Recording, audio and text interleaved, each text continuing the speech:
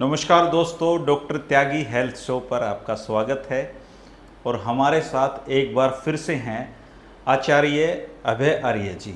आचार्य जी, आपका नमस्कार। जी नमस्ते धर्मेंद्र जी। आचार्य जी, आप तीसरी पीढ़ी के वैद्य हो। जी जी आपके दादाजी थे, जी आपके पिताजी थे और जी अब आप हैं। जी और तीनों ही व्यावसायिक आयुर्वेदिक प्रैक्टिस नहीं की, जी किसी जी ने जी शौक के लिए की, जी दूसरों को मदद के लिए की। और पिछला वीडियो जब मैंने आपका डाला, वो उसको लाखों लोगों ने पसंद किया। जी धन्यवाद। और आपके बताए जो नुस्खे हैं जी उनसे लोगों को फ़ायदा मिला। जी क्योंकि आजकल क्या हो गया है, आयुर्वेद के नाम पे लोगों से ठगी बहुत ज़्यादा होती जी है। जी तो आप उन आयुर्वेदिक जानकारों में से हैं जो ठगी नहीं करते हैं। जी जी जी और आपको देख के मुझे ये सुकून भी है कि आयुर्वेद का भविष्य अच्छा है। धन्यवाद।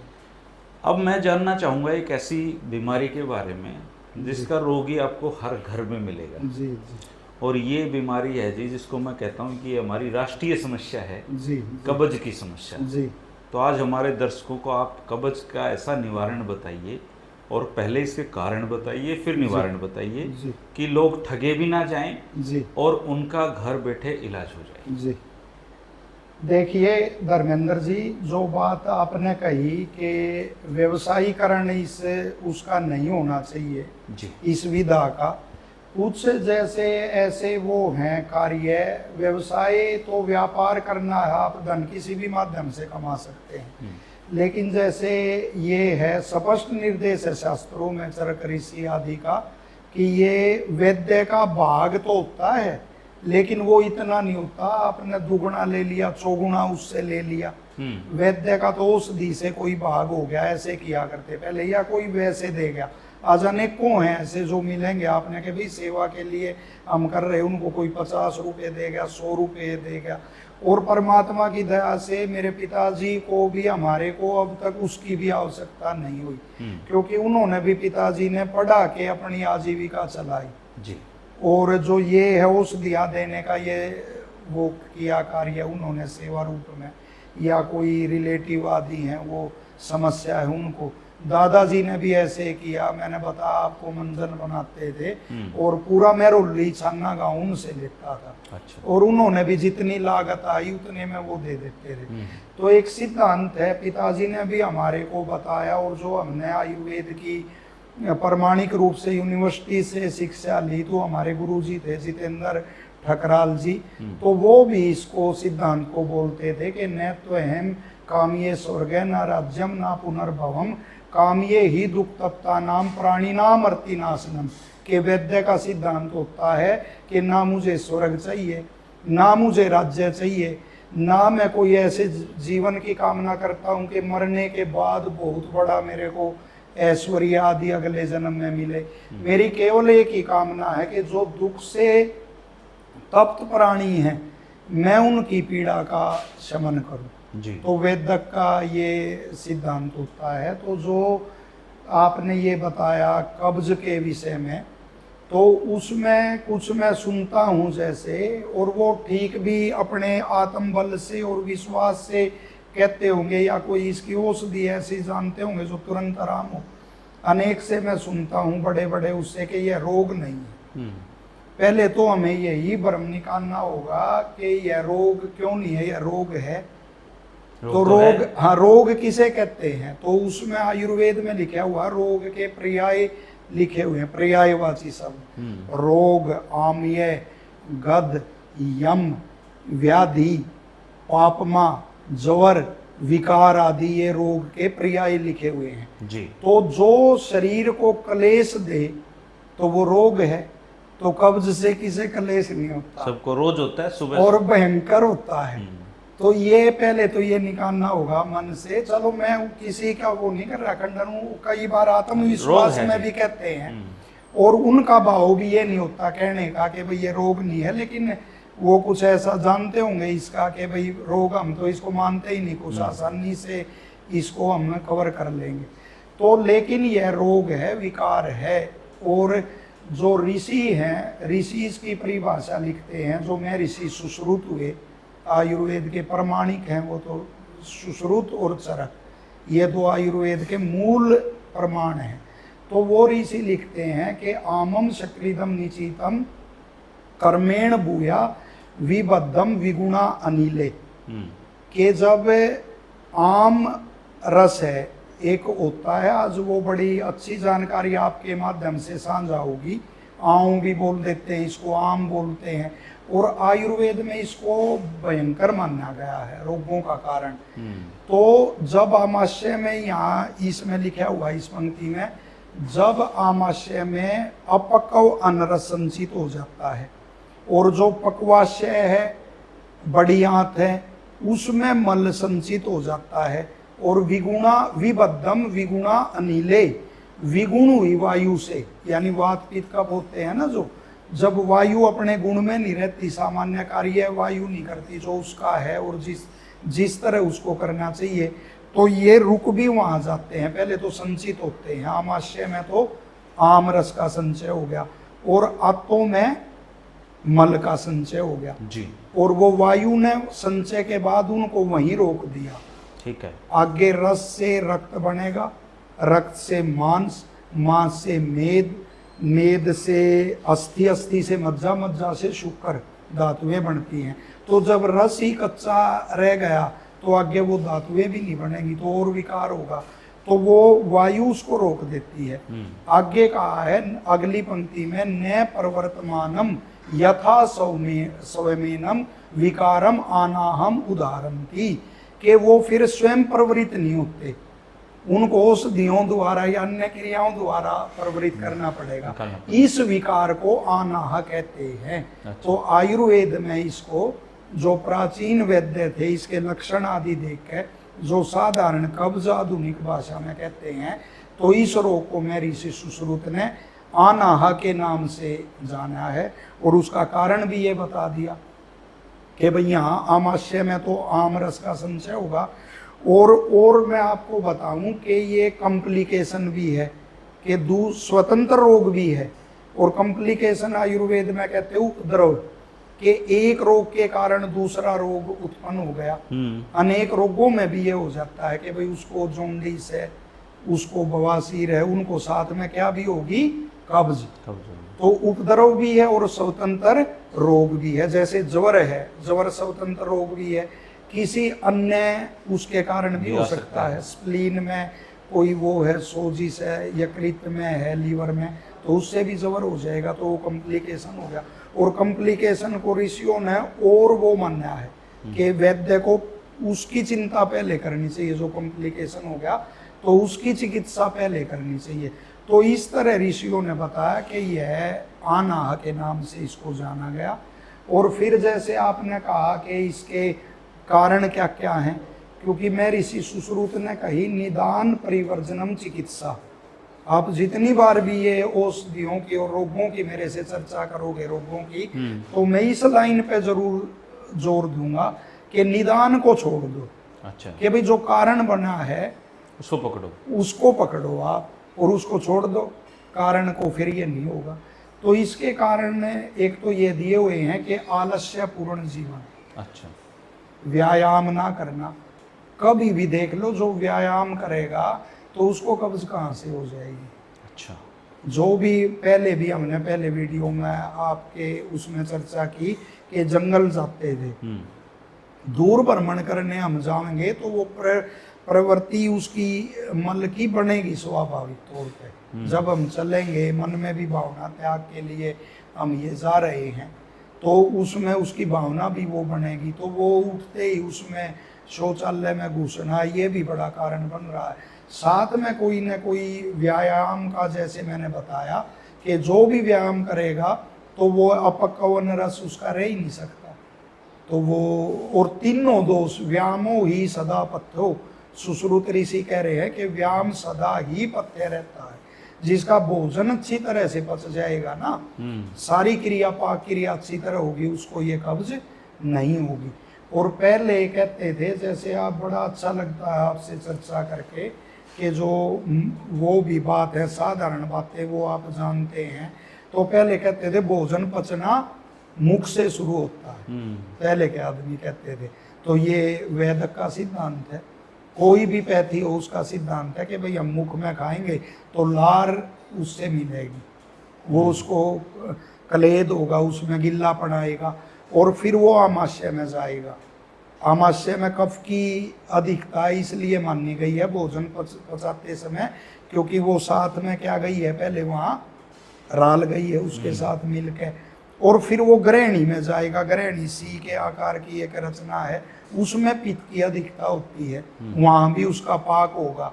यदि आपका कफ ठीक काम नहीं कर रहा, कफ नहीं है, वो खुश्क हो गया है या सूख गया है, कम है, तो वो ग्रहणी में सीधा जाएगा और पित्त उसको एकदम से भस्म करेगी। उसके पाक में जितना समय चाहिए वो नहीं होगा। फिर वो छोटी आंत में जाएगा। छोटी आंत में वात की अधिकता होती है, तो वायु उसको विखंडित और वो करने में अपनी वो करेगी सहायता। और फिर वो बड़ी आंत में जो पुरीश के रूप में है, तो बड़ी आंत में जाएगा और वहां से गुदा से विसर्जन होगा। तो वात, पित्त और कफ, ये यदि आपके ठीक काम कर रहे हैं तो वो आपका ठीक तरह से पाक होगा। यहाँ आम का संचय नहीं होगा आमाशय में, ग्रहणी ठीक काम करेगी। और छोटी आंत है जो वो भी अपना काम करके बड़ी आंत में उसको भेजेगी। बड़ी आंत गुदा के द्वारा उसको विसर्जन करेगी। गुदा में भी ऐसी पेशी है कि जो इसके विसर्जन का कार्य करती है, मल के विसर्जन का। यदि वो भी आपकी किसी कारण से कार्य नहीं कर रही तो भी वो आपका विसर्जित नहीं होगा। तो व्यायाम का इसलिए महत्व है कि ये एक तो तीनों दोष समान रहते हैं उससे, और एक उसका पाक जो जठराग्नि है वो तीव्र रहती है, उसका पाक होगा। तो आलस्य और व्यायाम का ना करना। एक जो वात अनुलोमक द्रव्य होते हैं, जैसे नमक है, तो आपने पीछे वो किया जिक्र कि मैं नमक खाना फला पुस्तक को देख के मैंने छोड़ दिया, तो वो किसके लिए होता है। और नमक का भी सेंधव नमक का प्रयोग करना चाहिए। एक ही नमक ऐसा है, उसमें स्पष्ट लिखते हैं ऋषि कि जो वृष यानी शुक्र धातु को की हानि नहीं करता, नेत्र ज्योति की हानि नहीं करता, लाभकारी है। तो सेंधव नमक आदि ना खाना स्पष्ट लिखते हैं ऋषि के नमक, हींग, अजवाइन, लहसुन, प्याज, जीरा आदि ऐसी जो हींग वातानुलोमक चीजें होती है ना, वायु को निकालने वाली, उनका त्याग करना चाहिए। हाँ, उनका त्याग जो कर देते हैं उनका सेवन नहीं करता। हाँ, तो उनको ये रोग होती, उनको ये रोग होता है। उनको रोग होता है। अच्छा। हाँ जी, हाँ जी। उनको यही वो मैं आपको कहना चाहता था कि फलां नमक नहीं खाते थे, लेकिन वो एक कोई साधु का उदाहरण या व्यायाम कितना करने वाले होते हैं। अब स्वामी ओमानंद जी का आपको बताता हूँ, प्राय ये है कि नमक नहीं खाते थे, तो लेकिन वो ब्रह्मचारी और व्यायाम कितना कठोर व्यायाम करते थे। कठोर, तो उनको उसकी आवश्यकता वो नहीं है अपना वो। लेकिन जब वृद्धावस्था, एक बार दोबारा से बताइए कौन कौन सी चीज खानी चाहिए।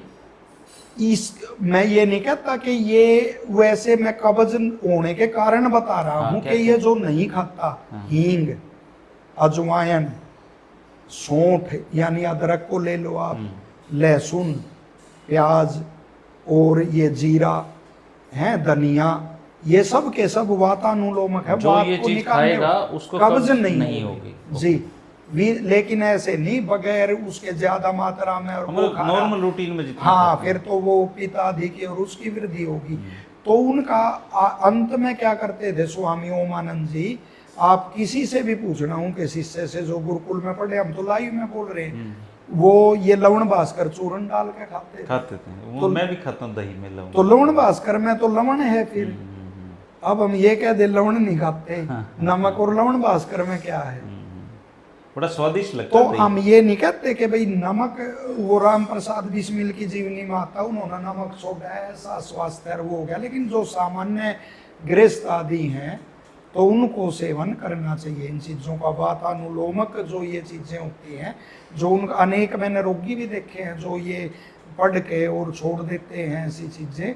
अब लहसुन आदि, लहसुन प्याज का आता, हमारे पिताजी भी कहते हैं सेवन में नहीं करता, लेकिन उनका खान पान, उनकी दिनचर्या वो ऐसी है कि वो नहीं तभी तो रोगी वो होंगे। 90 साल के होने के बाद जी भी स्वस्थ हैं। जी, कोई विशेष अभ्यास करने वाला इनको नहीं खाता था, लेकिन आम उसको ऋतु के अनुसार, एक गृहस्थ आदमी को खाना हाँ, चाहिए। जैसे गर्मी हो मत खाओ लहसुन को, कोई और ऋतु है उसमें थोड़ा किसी उसमें आप प्रयोग कर सकते हैं।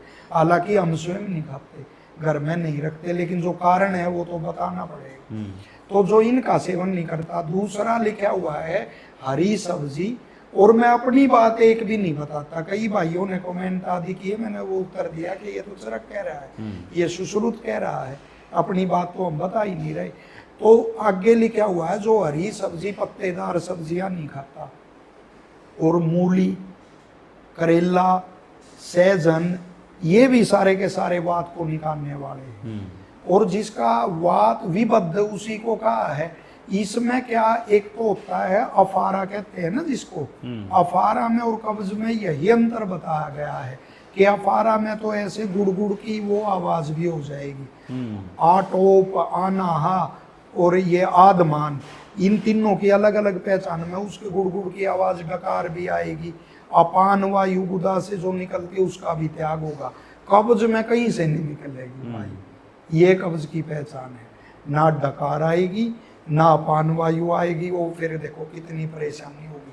तो इसलिए लिखा है जो ये वातानुलोमक जो द्रव्य हैं इनका सेवन न करने से भी ये हो जाता है। तो ऋतु के अब आप देखो अपने गांव वालों को देखो कितने बुद्धिमान।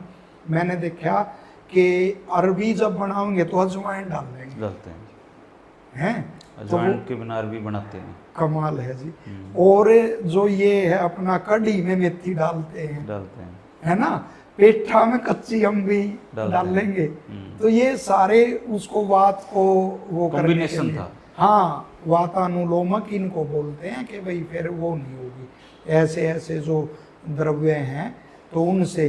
तो ये कारण इसका। फिर अगला कारण ये लिखा हुआ है जैसे कोई रोग आपको ऐसा हो गया कि जिससे आपकी आंतें कमजोर हो गई हैं, आंतों की क्रिया स्थिल हो गई है उसको त्यागने की, किसी भी रोग से आपकी वो हो गई है, या बवासीर के मस्से हो गए हैं जो वायु को बाहर नहीं निकलने देते, या वो पेशी है जो उसकी गुदा की मैंने बताया मल को निकालती है वो निष्क्रिय हो गई है। अगला लिखा जो मैदा के पदार्थ दिखाता है।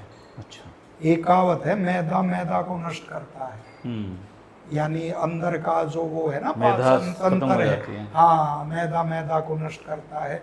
लेकिन कुछ ऋतुएं हैं जिसकी पांच का अग्नि मजबूत है। अब जैसे आएगा घेवर है तो उसमें लिखा हुआ है सुश्रुत आदि में कि ये पुष्टि करने वाला है और है, तो ऋतु के अनुसार उसका सेवन करेंगे। ठीक है, घेवर अच्छा है, मतलब पुष्टिकारक है, जिसकी जठराग्नि ठीक है, बिल्कुल वर्णन है उसमें हमारे आयुर्वेद में जी, यूं का यूं, और उसको पुष्टिवर्धक लिखा। लेकिन उसी को खाना, मैं सेवियां खाते हैं, सेवियां भी तो वो आटे को छान के ही बनाते हैं, लेकिन ये कभी भी देख लो आप ऋतु के अनुसार वो खाएंगे, क्योंकि कोई भी ऋतु ऐसी आ गई, बारिश है बल बढ़ने की और उसकी वो आ गई, तो उसमें वो जठराग्नि भी मजबूत होगी और वात बढ़ती है, तो मधुर रस का इसका सेवन करते हैं तो वो उसको खाते हैं।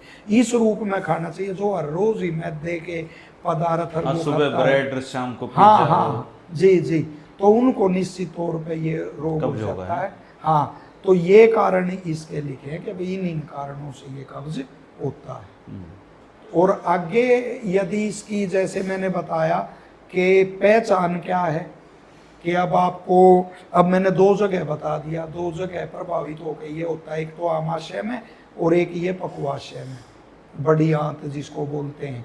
तो उनकी पहचान ये होगी, ऋषियों ने, कभी आओगे आप अगली जब वो वीडियो बनाओगे तो निदान पे ही चर्चा करेंगे आप कि आयुर्वेद कैसे अलग है। जो इसका निदान है वो तो है ही नहीं कहीं भी, निदान पे ही उस पर चर्चा करेंगे कि कैसे रोग की पहचान बताई गई है।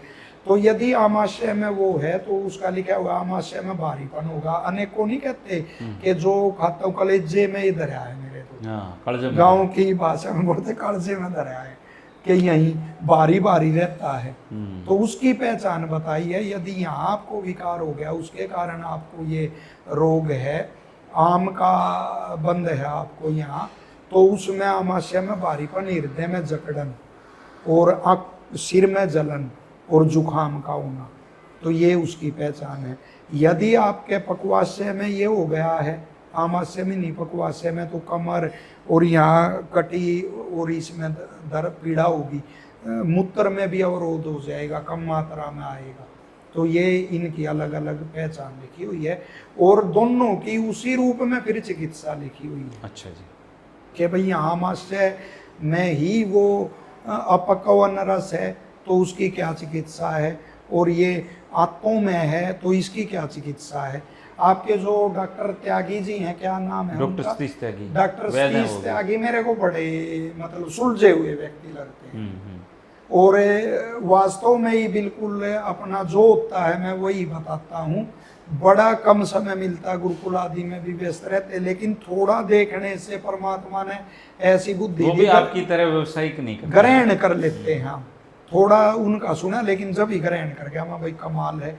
और यदि ऐसे बड़े आदमी से अपना कोई विचार मिल जाता है कि आपका भी ये विचार था, तो और आत्मबल बढ़ता है हमारा कि ये विचार उनसे मिल गया, ये भी यही कह रहे हैं। तो उन्होंने एक बड़ी बात कही, एक उसमें बोल रखी आपके वीडियो में या किसी टिप्पणी में भी उन्होंने कर रखी है कि भाई इस पे जो ये लिखते हो आप, इस पे वो करते हो, टिप्पणियाँ करते हो, इस पे औषधि मत पूछा करो कि ऐसे औषधि नहीं बताई जाती। गजब की बात उन्होंने कही, वरना आज तो टीवी पे बैठ कर रोगों की औषधियाँ वो बता रहे हैं।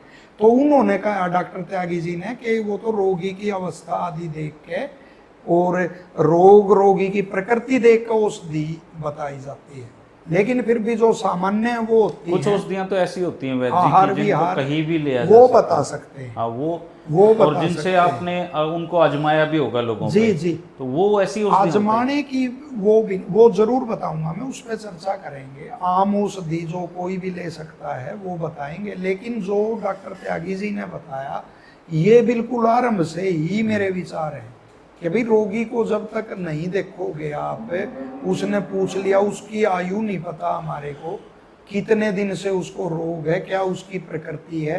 तो ये जो कब्ज है तो इसमें 3 प्रकार का कोष्ठ देखना पड़ता है, उसके अनुसार औषधि की व्यवस्था होगी। ये मेरे जो हाथ और पैर है ना, इनको बोलते हैं शाखा, और जो मध्य का हिस्सा है उसको बोलते हैं कोष्ठ।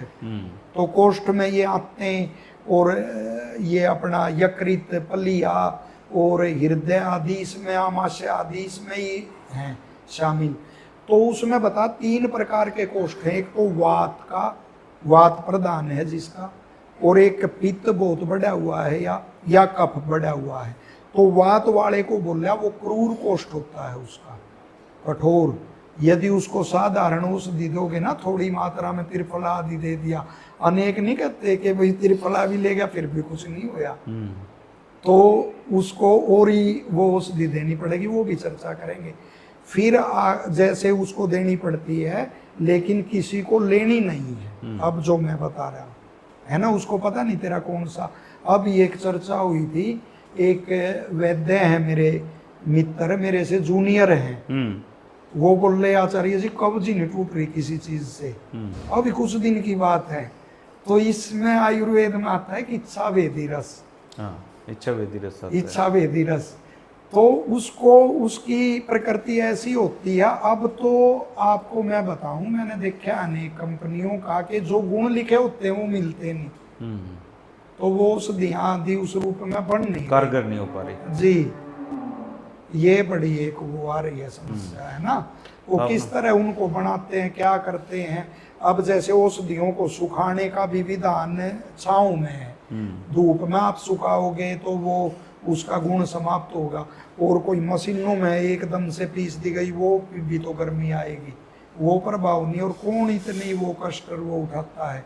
तो उस रूप में पहले तो स्वयं वो थे, जगह जगह बनती थी, उपलब्ध होती थी। अब तो कंपनियों की बनती है, हम भी वो ले आते हैं है ना, उस दियार वो नहीं मिलती पर्याप्त रूप में।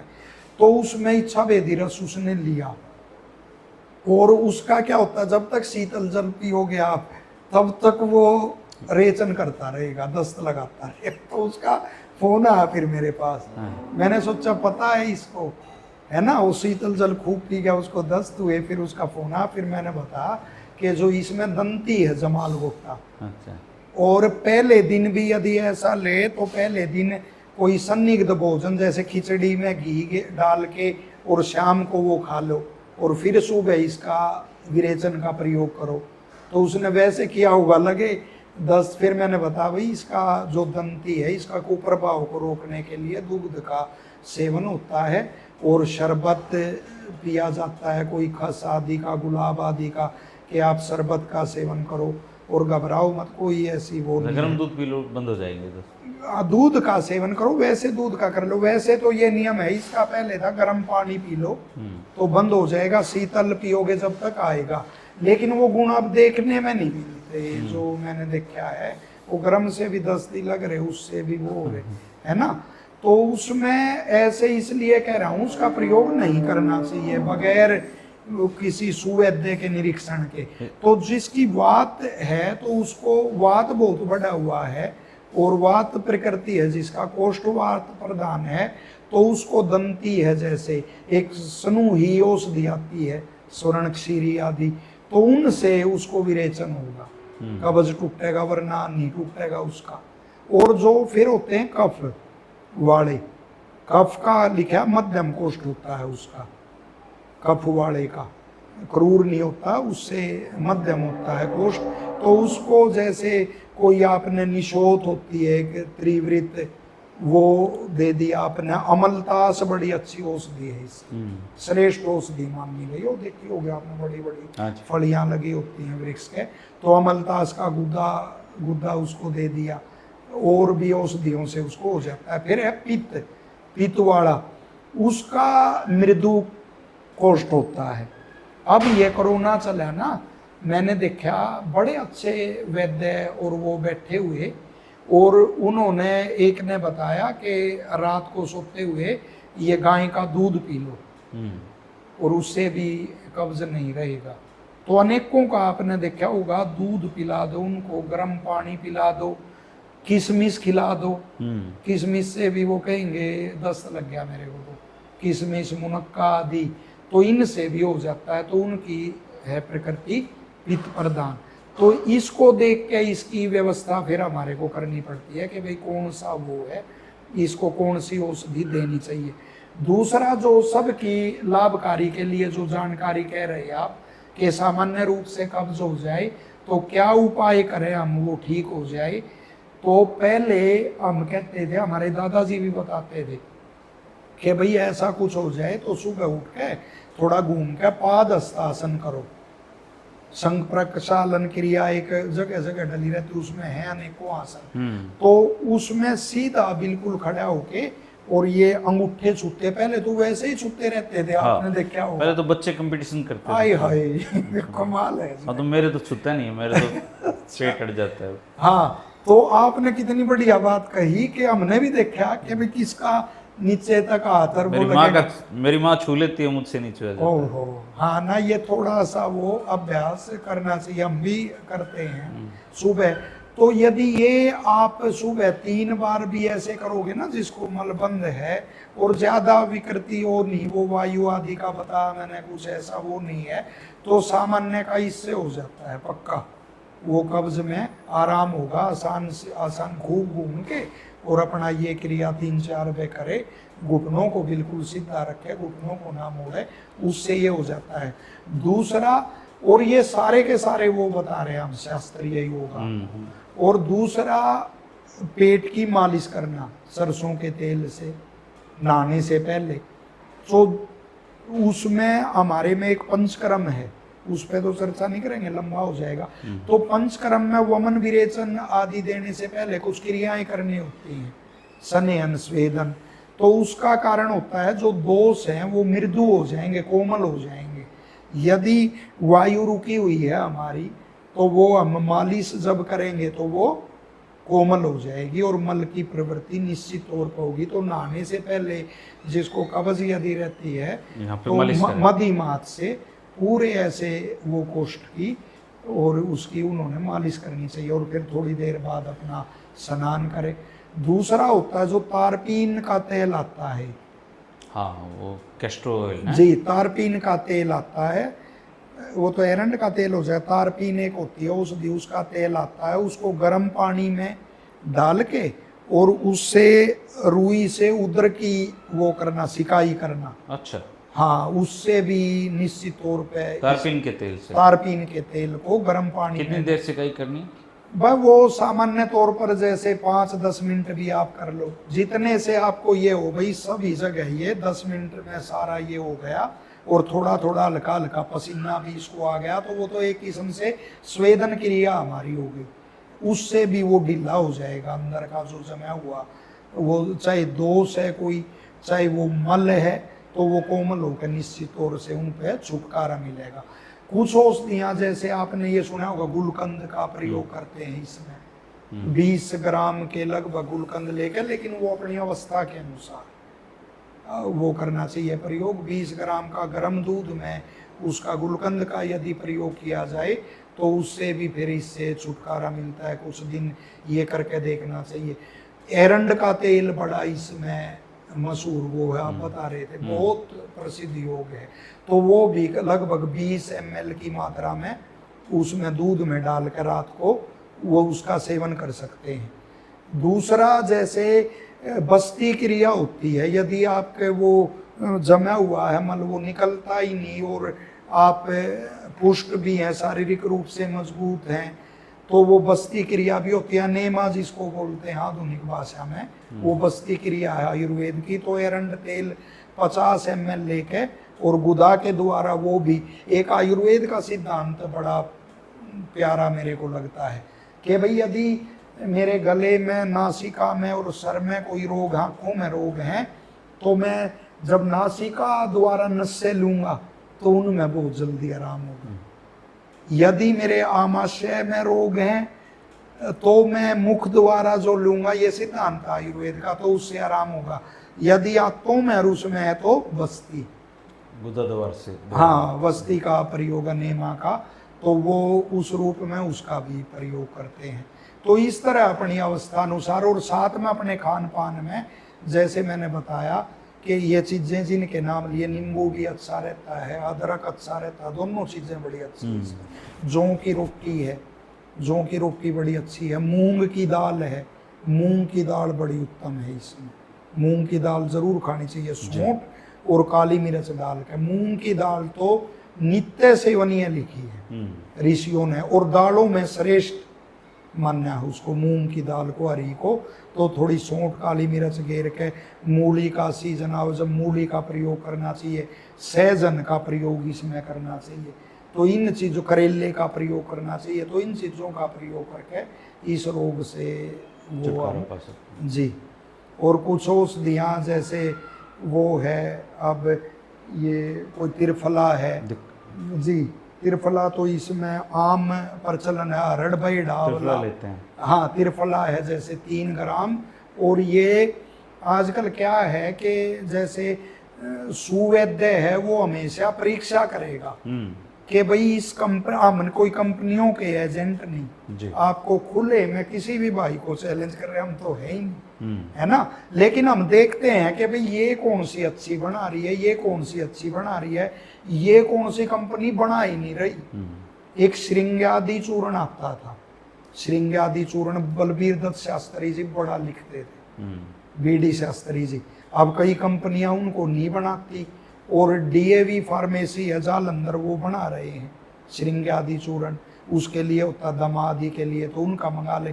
कोई जैसे त्रिफला है कि भाई इसका कोई ज़्यादा रेचक प्रभाव नहीं है, दस्त नहीं लगाएगा, ये रसायन रूप में भी प्रयोग करेगा, तो ये कालेडा कंपनी का हमने मंगा रखा है। वैसे भी बना सकते हैं, इसको घर पे भी बना लेते हैं, अरड़ डावला समान मात्रा में मिला के, और अपना वो कपड़ छान चूर्ण उसका करो आप, या जौकुक चूर्ण जैसे करके, या उनको भिगो के सुबह कसाई पियो उसका। तो ये वीडियो आपने बनाकर बड़ा अच्छा किया। पिछली वीडियो जो आपने बनाई, एक 80 साल के वृद्ध ने ये पूछ रखा था कि भाई कब्ज का, उसी समय मेरे को ये हो गया था कि ये वीडियो बननी चाहिए कब्ज पे। तो ये त्रिफला मतलब निर्भीक प्रयोग है ये, तो इसका कोई वो साइड इफेक्ट वो है ही नहीं।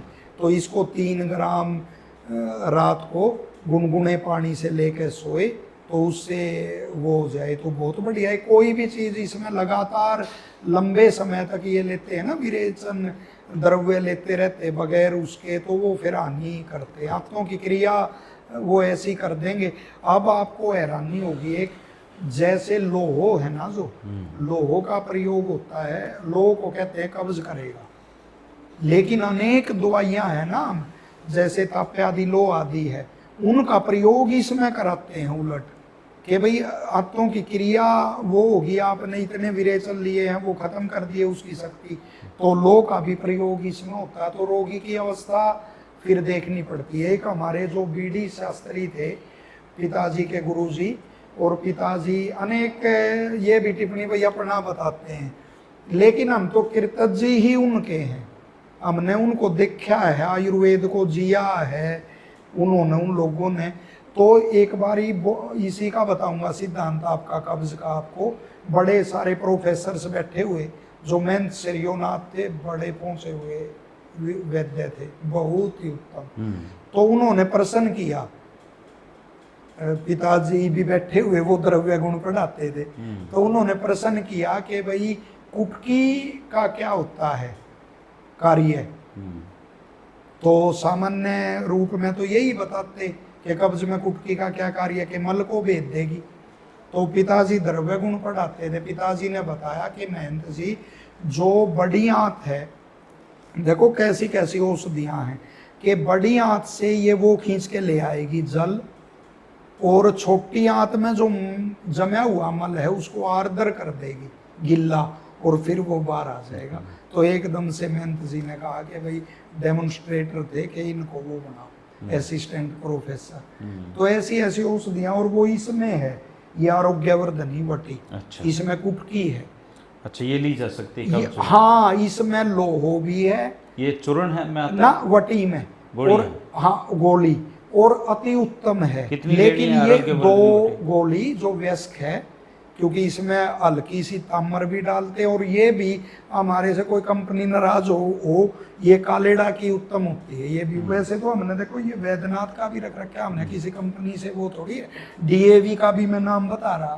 तो ये इनकी सबसे ज्यादा कारगर है, जो विरेचक असर दिखाती है, कालेडा की। हल्का सा ताम्र का इसमें योग है, लो का भी इसमें योग है, यानी ये मजबूती भी देगी। लेकिन फिर एक बार कह रहा हूं कि वैद्य के निरीक्षण में ही, वरना 2 गोली इसकी 15 दिन की, अनेक तो लंबी लेते हैं, लेकिन पिताजी से हमने यही सीखा, ताम्र आदि का योग है, 15 दिन लेकर फिर कुछ गैप देकर फिर लो।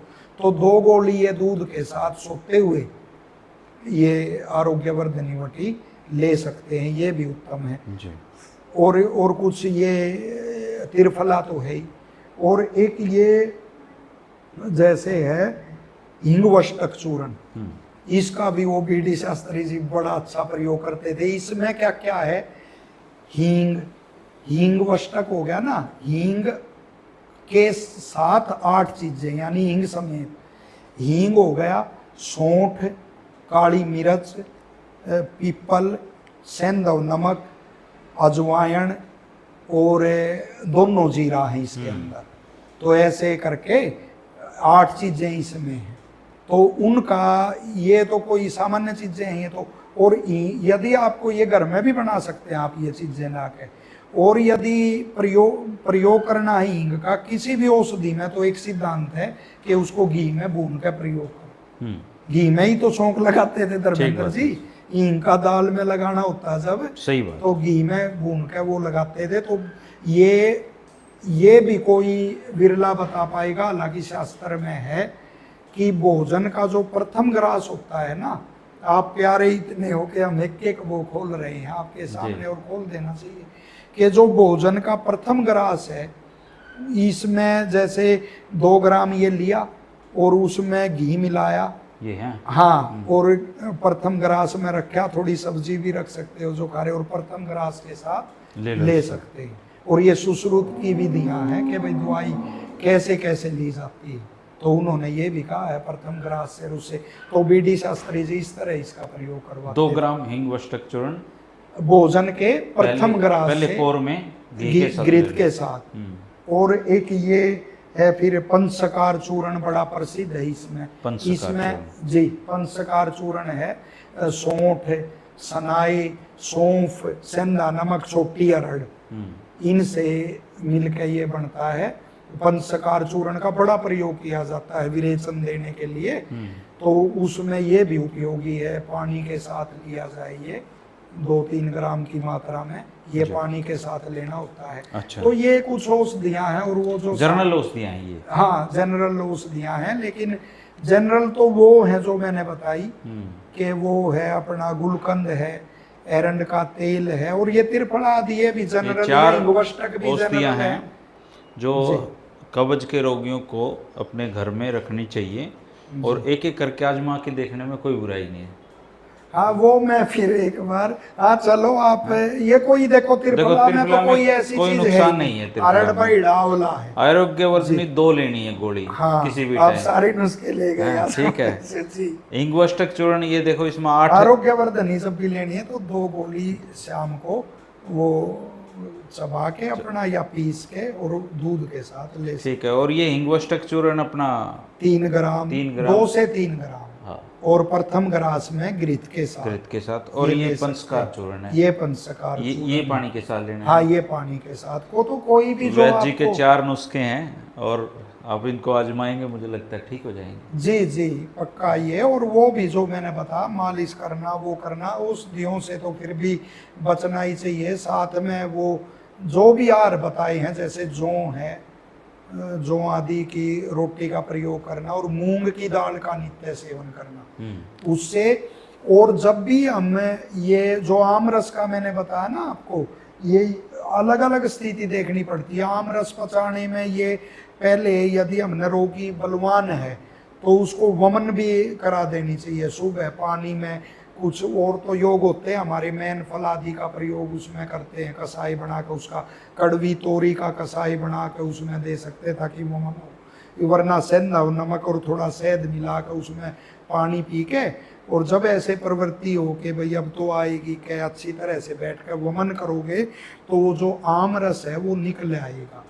और फिर दीपन पाचन औषधियों का प्रयोग करना फिर और बढ़िया रहता है इनका। यदि रोग पुराना हो गया है तो इस रूप में प्रयोग करना। मूंग की दाल में जैसे सौंफ, काली मिर्च डाल के बताई मैंने, वो उस आम रस का भी पाचन करेगी, और जो जठराग्नि है उसको भी बढ़ाएगी। तो ये उसमें वो है। तो वैद्य जी आज तो आपने है ना दिल खोल के कब्ज के बारे में बताया है। आप हो ही ऐसे देखिए उसमें। आचार्य अभय आर्य जी ने कहते हैं ना अपनी पिटारे में कुछ भी नहीं रखा है, वो सब आपको दे दिया है। और मेरी कोशिश ये है कि मैं हरियाणा के ऐसे सारे वैद्यों को ढूंढ के आपके लिए ले आऊँ। और ये सोशल मीडिया का दौर है दोस्तों, इस पे हम देखो ये वैसे तो उपलब्ध होने नहीं थे, लेकिन अब देखो हमारे सामने हैं, और मैं लगातार इनसे बातें करता रहूँगा। अगर आपको किसी और रोग के बारे में कुछ पूछना हो तो आप कमेंट करना, अगले वीडियो में आचार्य जी से उसका समाधान पूछ के आपको बताने की कोशिश रहेगी। शुक्रिया आपका, बहुत धन्यवाद, आपने इतनी अच्छी जानकारियाँ दी। और जो साथी चैनल से पहली बार जुड़े हैं, देख रहे हैं, वो इसको सब्सक्राइब कर लें, क्योंकि आपके स्वास्थ्य से जुड़ी हुई ऐसी चीज़ें मैं शौकिया तौर पे आपके सामने लाता रहूँगा, क्योंकि मेरा ये शौक है आयुर्वेद को जानने का। जिसका शौक हो गया ना उसको ज्ञान भी हो गया, शौक के साथ ज्ञान आ गया। जी आपको पर्याप्त। शुक्रिया, नमस्कार।